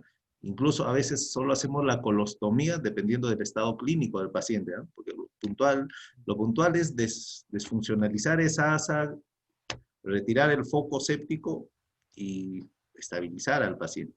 Ahora, si las condiciones clínicas del paciente lo permiten y la isquemia o la necrosis del vólvulo lo podemos manejar, podemos hacer una anastomosis primaria, ¿no? Pero va a depender del estado clínico del paciente y de los hallazgos. En general, si es un La vólvulo... la albúmina o el perfil de albúmina resulta ser también importante dentro del arsenal de solicitud de laboratorio preoperatorio. Eso pensando en una anastomosis. Claro, ¿Considera? dentro de la evaluación prequirúrgica que uno realiza a los pacientes, por lo general les pedimos a todos el perfil hepático, donde incluimos lo que es las proteínas, pues, ¿no? Básicamente la albúmina. Para nosotros, como cirujanos, sabemos que la albúmina no, o sea, el nivel de albúmina va a determinar la recuperación postquirúrgica del paciente, porque nosotros necesitamos albúmina para la reparación tisular, no solo de la anastomosis, ¿no? Sino también del cierre de pared, la cierre de pared abdominal, ¿no? Entonces, eso como batería de prequirúrgica, ¿no? Pero al final lo que hagamos dentro de sala de operaciones va a depender también de los hallazgos. O sea, si tenemos un paciente inestable, hemodinámicamente inestable, con necrosis del sigmoides producto de vólvulo, resección y colostomía. Pero si es un paciente que podemos manejarlo, no hay inestabilidad hemodinámica, no hay compromiso sistémico, la necrosis, podemos hacer la sigmoidectomía y una anastomosis primaria, ¿no? Y eso también va a depender, porque a algunos les gusta hacer anastomosis en un solo plano, otros en dos planos, incluso algunos, va a depender de la técnica quirúrgica. ¿Sí? Lo que está consensuado es si el paciente hemodinámicamente estable, resección y anastomosis primaria. Perfecto. Gracias. Doctor José Lengua, misma línea de la pregunta, manejo de paciente no complicado, vólvulo no complicado. Manejo quizás no quirúrgico, si se ha aplicado, es factible, y manejo quirúrgico, ¿qué técnica se usa? Maribel, por favor, pon la lámina esa en que están los dos válvulos, uno no complicado y otro complicado. Bien, acá también tenemos otra cosa que tenemos guías y realidad. ¿Por qué digo esto? Porque las guías mencionan una cosa y la realidad es otra cosa, ¿no? Entonces, miren, ve, cuando nosotros estamos ante un paciente de vólvulo, nuestras posibilidades de nuestros hallazgos son generalmente esas dos imágenes que ven ahí. O es un vólvulo que no complicado, como el de la izquierda, o es un vólvulo complicado. como el de la derecha necrosado, todas esas cosas. Entonces, nosotros clínicamente los podemos diferenciar, ¿no? Y hemos visto en el tipo, por ejemplo, no complicado, si bien es cierto el abdomen va a estar timpánico, pero no es una reacción peritoneal, le van a pedir sus exámenes y todos sus exámenes dentro de los límites normales, ¿no? Aparentemente dentro de los límites normales, pero no en exceso, ¿no? Como es el paciente que se operó últimamente. Pero si ustedes se van al otro lado y lo que vamos a encontrar es un paciente ya con necrosis, ustedes al examen, ¿qué es lo que van a encontrar aparte de la dilatación? Es un abdomen peritoneal, es un paciente hipotenso, un paciente que se está chocando. Y si le piden sus exámenes de laboratorio, pues van a tener todo alterado, ¿no? Una leucocitosis, una alteración de la coagulación, ¿no? Un AGA comprometido, ¿no? Entonces, clínicamente, podemos diferenciar entre un vólvulo complicado o no complicado. Ahora, ¿qué dice la teoría para vólvulos? El tratamiento de elección para un vólvulo no complicado es hacer el tratamiento endoscópico. Endoscópico, ¿eh? No digo colocar una sonda. O sea, a raíz de este tema he estado revisando, buscar algo, no he encontrado nada que me diga que se debe colocar una sonda. Lo máximo es la sigmoidoscopía flexible, ¿no? Entonces, el tratamiento de lesión para este paciente, vólvulo no complicado, es la sigmoidoscopía. Si la sigmoidoscopía no funciona, recién entramos a la cirugía. Pero nosotros en la práctica, ¿qué hacemos en el hospital? Vólvulo que ingresamos es resección. Y lo que hacemos es la anastomosis resección y la anastomosis término-terminal. En vólvulo no complicado. Pero cuando estamos en el otro lado, que es el vólvulo complicado, ¿no? Entonces ya la figura cambia. Lo que hacemos es la resección y lo que hacemos es la colostomía de Hartmann, ¿no? O sea, lo que quiero es que para los residentes que esté bien claro esto. En vólvulo no complicado pueden hacer su resección y su anastomosis término-terminal. Pero cuando tengan un paciente de la naturaleza como se ve en la figura de la derecha, vayan de frente a hacer la anastomosis, perdón, la colostomía de Hartmann. Porque ese paciente ya va a estar séptico, entonces el hecho de la sepsis, todo eso, si ustedes le quieren hacer, por más que las zonas adyacentes estén buenas, ese compromiso de la sepsis va a hacer de que haya una mala irrigación para la anastomosis. Entonces se corren el riesgo de posteriormente se presente un cuadro de una dehiscencia, ¿no? Entonces está escrito también, ¿no? Vólvulo complicado, la ostomía de Hartmann. No complicado, la anastomosis término-terminal.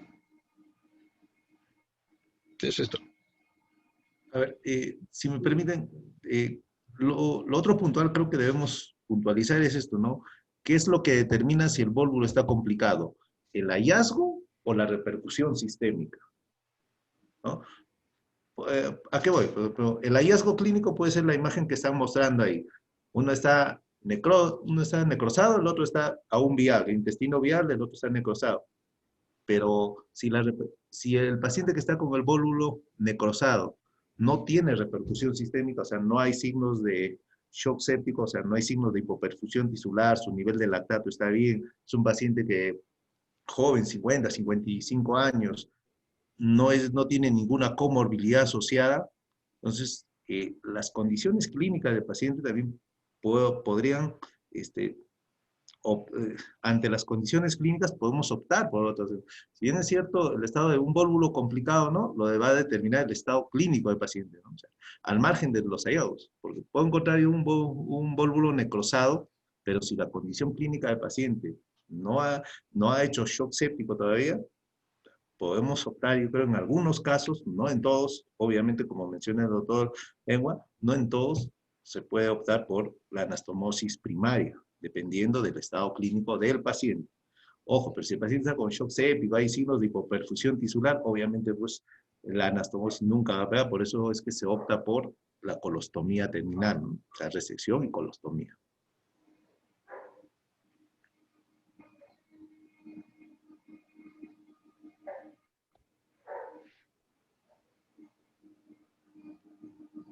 Doctor Medrano, tiene apagado su micrófono. Gracias, doctor. Preguntaba acerca de la parte técnica en el caso de resección de anastomosis primaria. Técnicamente, para aquellos que realizamos esta cirugía, mencionabas en algún momento si es que existe alguna discusión con respecto a hacerlo plano, monoplano y el tipo de hilos o sutura que uno usa, ¿no? En el caso de no complicado, hablamos de resección y anastomosis primaria, en parte técnica. ¿Hay una diferencia significativa en hacerlo en un plano, dos planos? ¿Dejarle DREN o no dejarle DREN de repente? Y el tipo de sutura usada. Doctor Espino. A ver, particularmente las anastomosis que hago, las hago en dos planos. Por lo general siempre dejamos DREN, ¿no? La sutura que utilizamos es Vicryl, bueno, 3 ceros, ¿no? Es lo que ponemos en el hospital, una sutura absorbible. Los puntos que hacemos en el primer plano, la mucosa, la muscular y mucosa es con puntos cruzados, y la serosa pues ponemos sutura no absorbible, ¿no? Seda o lo que le damos, a veces tenemos polipropileno, podemos usar eso. Pero hay estudios también que señalan, ¿no?, que en colon podemos hacer monoplano, y particularmente nunca lo he hecho, siempre he hecho dos planos, pero hay colegas que practican y hacen la sutura en monoplano y bueno, también va bien. Yo creo que al final es cuestión de técnica y del estado clínico del paciente. O sea, lo básico es el estado clínico del paciente, las condiciones de los cabos terminales, ¿no? El extremo proximal y el distal que vamos a utilizar para la anastomosis. Claro, los cabos deben estar holgados como para que no haya mucha tensión, porque la complicación más temida aquí puede ser la dehiscencia, ¿no? Y los cabos generalmente, si están muy tensos, podríamos estar frente a ello. Y frente a eso, ¿es posible dejar un dren Penrose o un tipo de drenaje de seguridad quizás en esos casos, o evitar mejor? En cirugía de colon ya se ha establecido, y en estos casos creo que entra a tallar acá, que el DREN, o sea, no, al final no el uso del DREN no va a disminuir las complicaciones, ¿no?, de la dehiscencia, pero sí ayuda al manejo de la dehiscencia, ¿no? Y como Claro, digo, particularmente en el hospital dejamos drenaje, la mayoría de cirujanos dejamos drenaje luego de la anastomosis. O sea, a veces la posibilidad de un DREN de seguridad puede ser en algún momento necesario, ¿no? Dejarlo, mayormente a veces lo dejan. Digo porque a veces el drenaje cerca de la anastomosis podría ocasionar cierto proceso inflamatorio que podría en algún momento, y la idea es no dejarlo tan cerca a la zona de la anastomosis como para evitar este tipo de problemas, ¿no? Que pueda aparecer una prueba de dehiscencia. Pero todo depende de la sutura bien hecha que se haya podido realizar, ¿no? Doctor Lengua, en ese aspecto también, en ese aspecto técnico de la resección y anastomosis, bueno, parte de un plano, un tipo de sutura.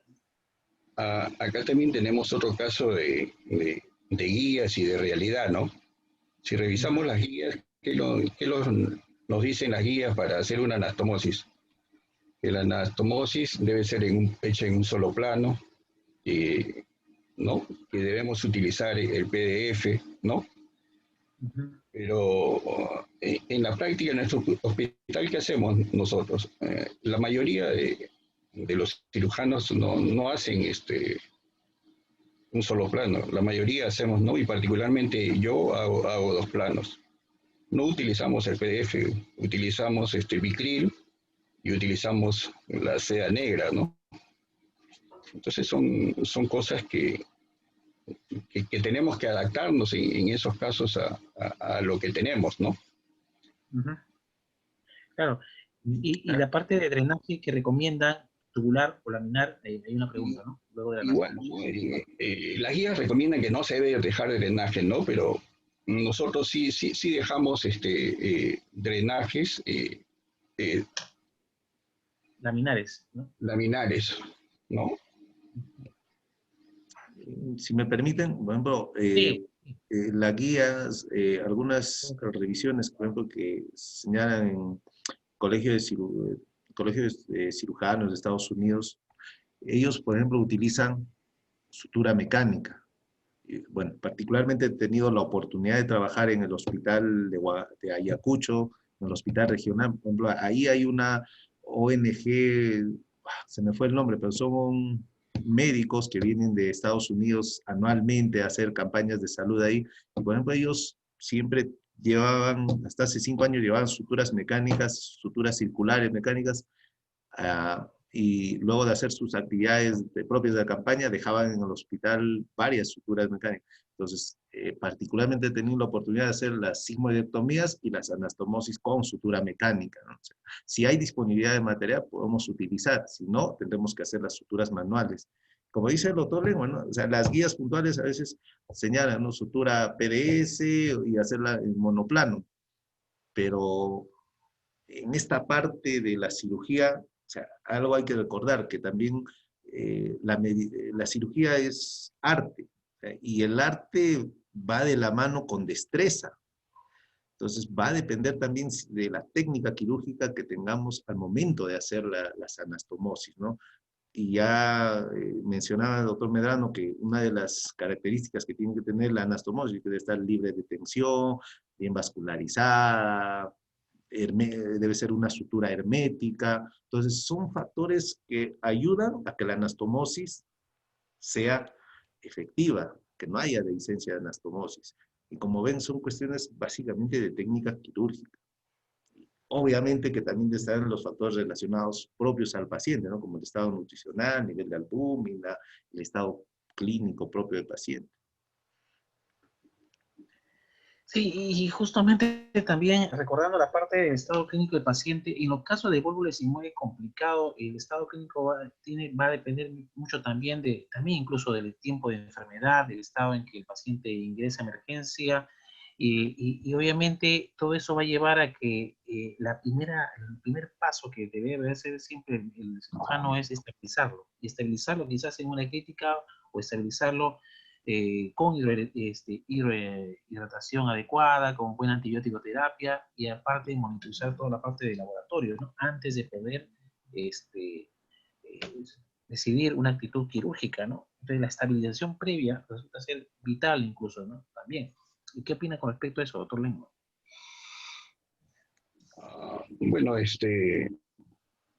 como mencionó ya la doctora Maribel, lo que tenemos en el preoperatorio, ¿no? En estos pacientes, colocar la sonda nasogástrica.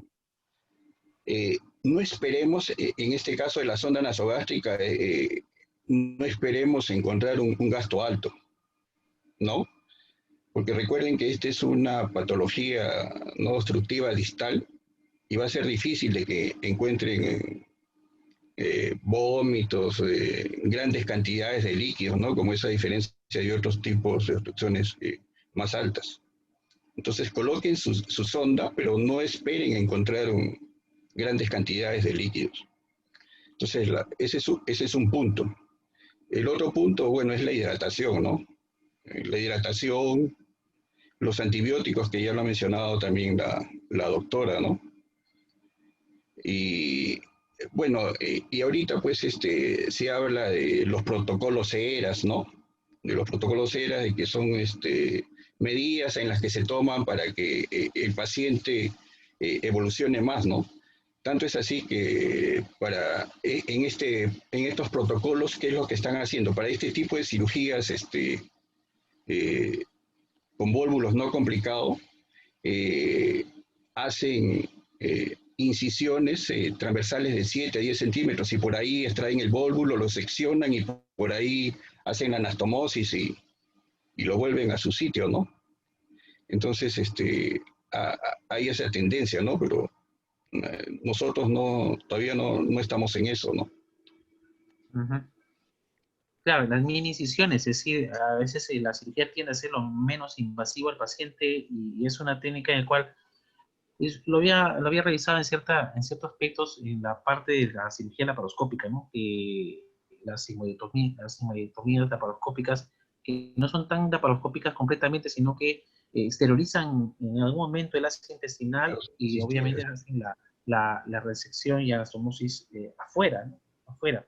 Ahora, con respecto a la parte de que punción previa del vólvulo sigmoides para poder facilitar la resección. Hay quienes pulsan primero, aspiran y después de eso, una vez ya desinflado, digamos, esa asa sigmoidea, pues uno se pone recién a hacer resección. Y algunos no hacen eso y a veces resulta ser dificultoso. Doctor Ospina, ¿qué opina sobre esa técnica?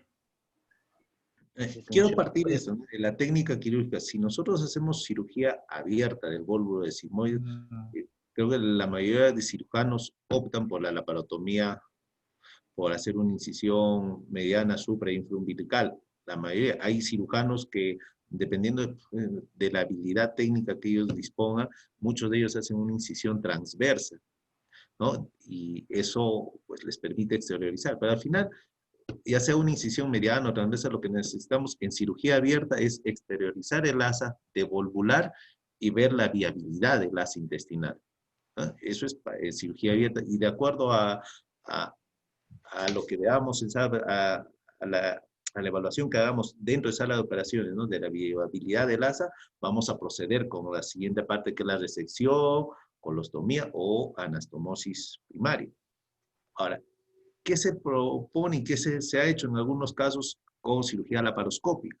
Si bien es cierto, clínicamente el vólvulo de sigmoides no es una distensión homogénea del abdomen. El vólvulo de sigmoides va a tener una distensión heterogénea del abdomen. Hay zonas donde donde el asa sigmoidea no compromete la pared abdominal y es más blanda. Entonces, lo que se señala en esos casos es colocar un trocar a ese nivel, evidenciar el asa y hacer una punción percutánea para aspirar el contenido aéreo, el contenido gaseoso del asa intestinal. Porque si ustedes recuerdan todo lo que hemos manejado vólvulo de sigmoides, casi el 99% del contenido del asa intestinal es aire. Entonces, ese 99%, si uno lo aspira en forma percutánea, bajo visión directa, obviamente previa localización con el laparoscopio, después se puede hacer una sigmoidectomía convencional, clásica, laparoscópica, habiendo evacuado el contenido gaseoso. Una vez que evacuamos el contenido gaseoso, ya podemos hacer la devolvulación bajo visión directa, se hace la devolvulación, y si amerita, pues se hace la sigmoidectomía con anastomosis primaria. Muchos cirujanos optan por hacer la anastomosis extracorpórea, ¿no? Hacen una incisión pequeña, una transversa, es lo que sería una tipo Rocky Davis en el lado izquierdo, una transversa, y ahí hacen la sigmoidectomía más anastomosis, si la quieren asistir. O si se dispone de materiales, podemos hacer una anastomosis intracorpórea, ¿no? Al final va a depender de los recursos que dispongamos en nuestro hospital, va a disponer del estado clínico del paciente, que es lo primario, y las habilidades que pueda tener el equipo quirúrgico también. Exactamente. Doctor Lengua, su opinión con respecto a este punto. Variantes de técnicas quirúrgicas, punción percutánea, de repente abordaje laparoscópico. Bueno, la mayoría de nuestros casos han sido tratados en emergencia, ¿no? Y todos, como les digo, dependiendo del estado del paciente, de los hallazgos, o una anastomosis término terminal o una colostomía de Hartmann. Entonces, de ahí, ¿qué es lo que viene qué es lo que dice la teoría, ¿no? Por ejemplo, en los pacientes, como les dije al inicio, teóricamente la indicación para un vólvulo no complicado es el tratamiento no quirúrgico. sea, una sigmoidoscopía flexible, ellos lo desvolvulan. Entonces, en ese paciente desvolvulado, en un lapso de más o menos lo que llaman, bueno, en un lapso más o menos de 3 días, ese paciente es sometido a una cirugía, ¿no? En otros sitios hacen laparoscópica, ¿no? Que puede ser una laparoscópica total o puede ser una laparoscópica asistida. En el caso de, bueno, nosotros hemos tenido un caso de una resección laparoscópica asistida en el hospital, ¿no? Pero, o sea, como le digo, ya eso va a depender de las habilidades de los cirujanos, ¿no? Como dice el doctor, el abdomen, y es una cosa también que diferencia de los otros tipos de obstrucciones, es un abdomen que no está dilatado en forma total. Por eso es que el vólvulo tiende a irse hacia arriba. Por eso que uno de los signos también clínicos es el síndrome de fosa ilíaca izquierda. Ustedes van a ver que todo está hacia arriba y en la parte de la fosa ilíaca está vacía, ¿no? Esa es una forma clínica también para detectar un vólvulo, ¿no? Entonces, si hay zonas en las que se puede ingresar, la gente con experiencia puede hacerlo, ¿no? Y, o sea, ya está documentado y que se puede ingresar en casos de vólvulos, hacer tratamiento quirúrgico laparoscópico, ¿no? Que puede ser con anastomosis, término terminal, inclusive en otros sitios hablan las técnicas con suturas mecánicas, ¿no? Que nosotros no tenemos, ¿no? Pero sí está indicado, o sea, está escrito.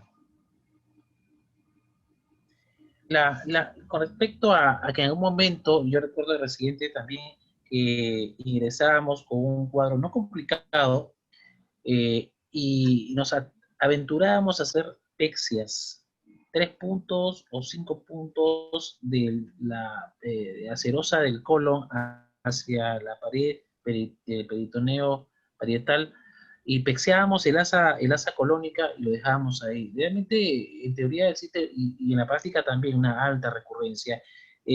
Doctor Ospina, ¿esto es así? O sea, ¿realmente es una mala práctica hacer o intentar una sigmoidopexia por su alta recurrencia? ¿No debería realizarse generalmente?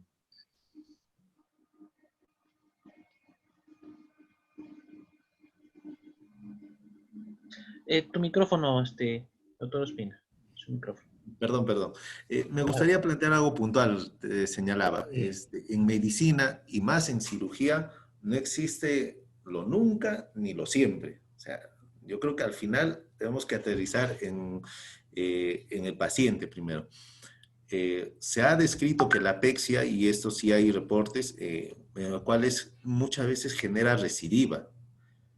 Pero si tienes un paciente adulto mayor con un vólvulo sigmoides, inestable, de repente te volvulas el asa intestinal, evacúas el contenido, todo, y o sea, ese asa intestinal, si no hace la resección y si no hace la anastomosis, pues, o sea, no va a volver, hay alta probabilidad de que recidive.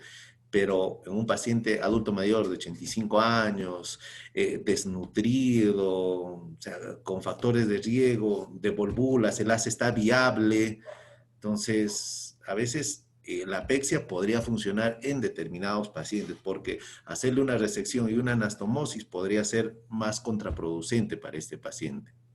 Entonces yo creo que habría que hablar. Ahora, de antemano no es la técnica recomendada, obviamente. De antemano no es la técnica, porque las guías puntualmente señalan resección, anastomosis o colostomía. Sí es simple. ¿No? Pero dados los casos en algunos pacientes, podríamos tenerlo como parte de nuestro armamento quirúrgico. Como reitero, o sea, lo siempre, lo nunca, al menos en cirugía, creo que no podemos ser muy totalitaristas en ese sentido. Gracias, doctor Espina. Doctor Lengua, pexia, ¿recomendable? En determinados casos, no dice doctor Ospina. De acuerdo con el doctor Espina, ¿no? hay casos que por el tipo de pacientes nos vemos obligados a hacer este tipo de cirugía, ¿no? Pero, o sea, no es lo más indicado. Ah, como norma, lo que debemos es tratar de hacer la resección, ¿no? Porque se ha demostrado de que estos tipos de cirugía, los no resectivos, tienen una gran probabilidad de que presenten recurrencia, ¿no? Esta recurrencia se puede presentar, o sea, hay estadísticas que dicen que se pueden presentar mientras que están hospitalizados, se pueden presentar al mes, se pueden presentar a los 2 años, a los 3 años, ¿no? Pero lo indicado es hacer, si se puede hacer, claro. es el resectivo. Exactamente. Muy bien.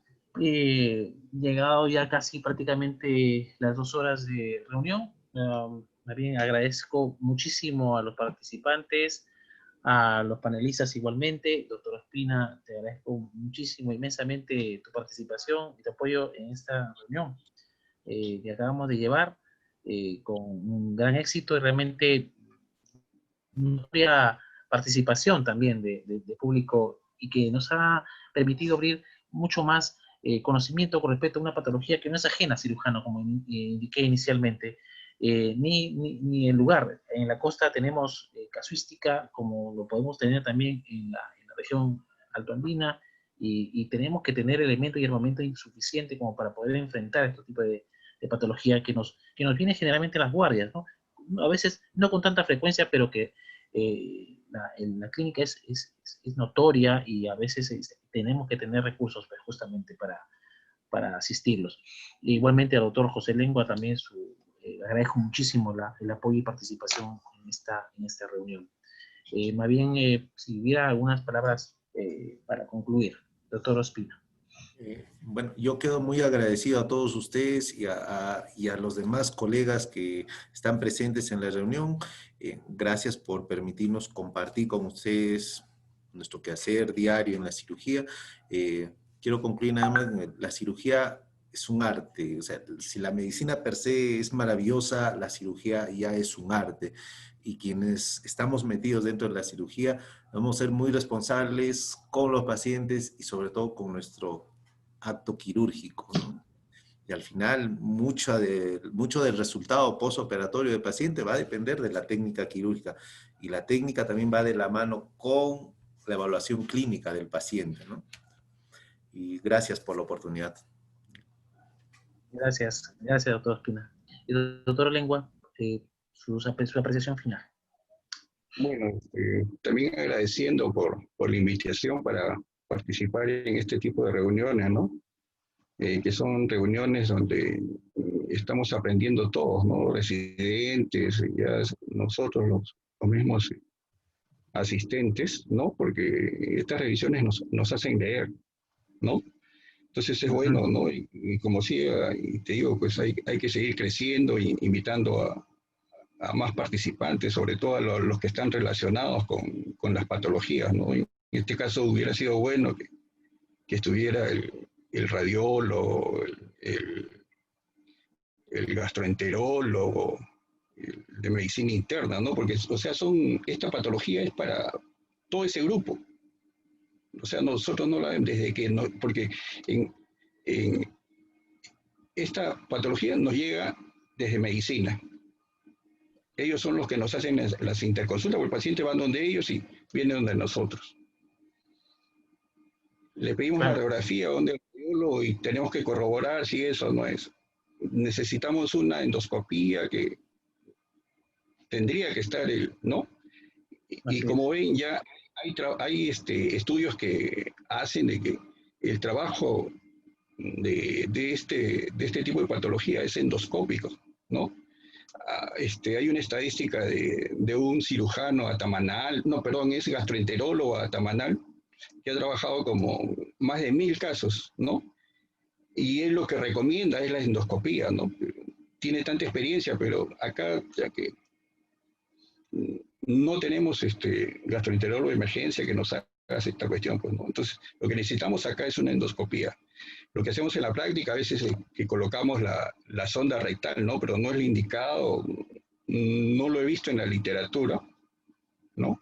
Pero como le digo, sería bueno que, o sea, según los temas también participen las, las especialidades relacionadas, ¿no? Y gracias, como te digo, Claro. por la invitación. Gracias, doctor Lengos. Gracias por su apreciación y lo vamos a tener en cuenta. Doctora Torres, ¿puede cerrar la reunión?